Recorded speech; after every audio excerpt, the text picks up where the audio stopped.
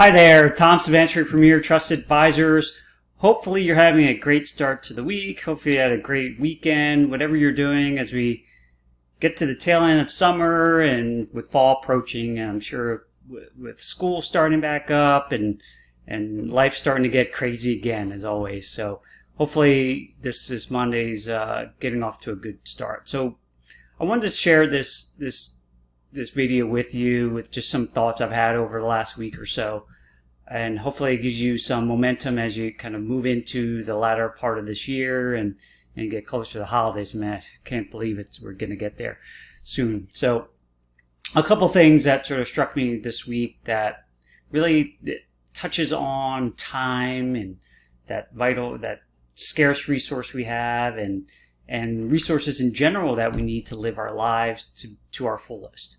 And it started with a email I got and a phone call related to a good friend of mine who I've known for a number of years. He worked in corporate America for a number of decades successfully and retired.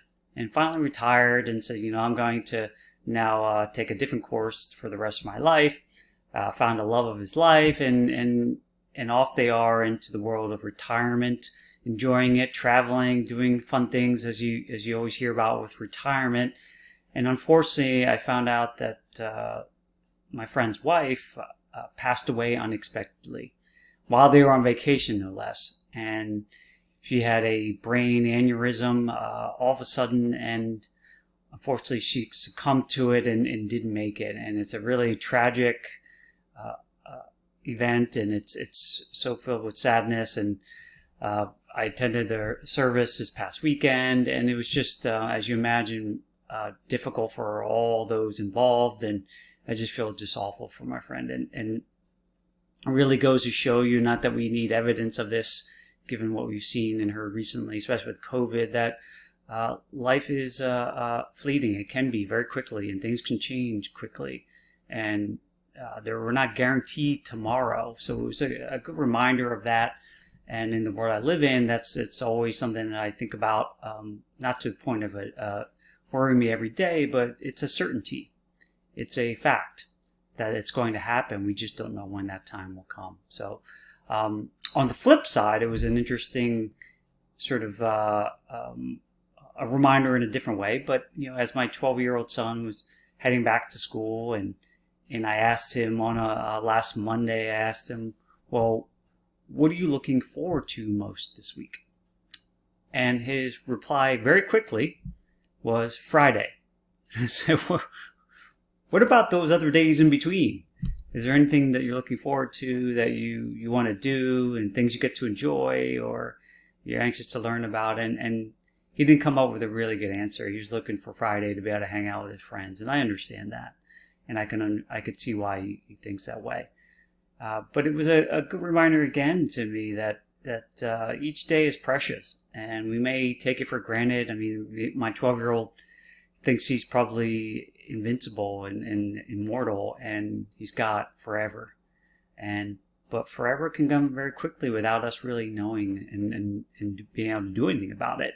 And it's somewhat out of our control completely. So obviously we can do things to help do that, be safe and do smart things, but sometimes it just happens. And so it really boils down to me, especially, and it's ironic to have a clock behind me, is that time's a ticking whether we want it to tick or not. And it is our scarcest resource. What do we do with our time each day, and how do we use it to be most productive and serve the things that we want to serve for our families, our businesses, our careers, our friends, neighbors, whatever it is? How are we using that to the max? Because we're typically selling our time for money these days, right? As we're working, and not saying anything's wrong with it. It's just what it is. And so what I think most people would want to do is be able to buy back more of their time and use their time to serve them in their life of freedom and choice and fulfillment. And I think everyone wants that, but we get into these grinds of life, and it can easily get away from us as we get stressed out and deal with the realities of life. And so it's really important to really sometimes step back and recognize what is important. And as it relates to our money, obviously when we think about our wealth, and we're always using it today, obviously to finance our lives, but also to save money for the future of when in the day that we might make retirement, and we want to just enjoy life and use our assets, create income to supply the rest of our lives. And some people may not recognize how best to do that, but we can start doing that now and using our wealth to create us income now and cash flow to maybe buy back some of that time that we want desperately to use elsewhere to fulfill whatever we care about. And so as you move into this week, and maybe to something to ponder on these two fronts, our time and our resources, our wealth, how are we using them to maximize our lives? So a couple things I just want to give you my 2 cents on. As it relates to time, something I just started doing myself, and I found it to be helpful, is every Sunday evening I will map out what I hope to achieve during the week, on the key priorities in my life, career-wise, family, health, improvement, things, whatever it is. That's why it's your choice. What are the things you want to focus on? And mapping that out throughout the week to say, these are the key priorities in all those areas that I'm going to tackle. And it gives you sort of a ability to get everything on paper and start really assessing whether they're important or not, and then try to prioritize them to make sure that you get to all, if not, more than them. And so it's really been a good tool. And then on a daily basis, I'll take a crack at looking at what are the top 3 priorities in a given day. And if I get to those, perfect. And some days I don't get to them, and that's going to happen. But I'm going to do everything I can to get to those. And when I get to those, I feel like I've gotten what I wanted to accomplish in that given day on the key priorities. So just a food for thought, but it's also, taking time yourself to evaluate, how are you spending your time? Are they with the right people, the right activities that are going to serve you for what's important? It's really a good self-assessment tool to be able to do that. Now, as it relates to your personal finances and your wealth, oftentimes we can, again, get so tied up and busy with life that sometimes we can lose sight of what's happening. And what I've come to learn and experience and get mentorship from some folks who've been in the financial world for longer, there are some pieces of advice or approaches that are actually creating losses for us. And sometimes we may not even recognize they're happening. And they're certainly not necessary. And so these hidden wealth eroders or leaks that are happening in our financial lives pushes our money away from us, and someone else maybe get to use them before we get to use them for what we want them for.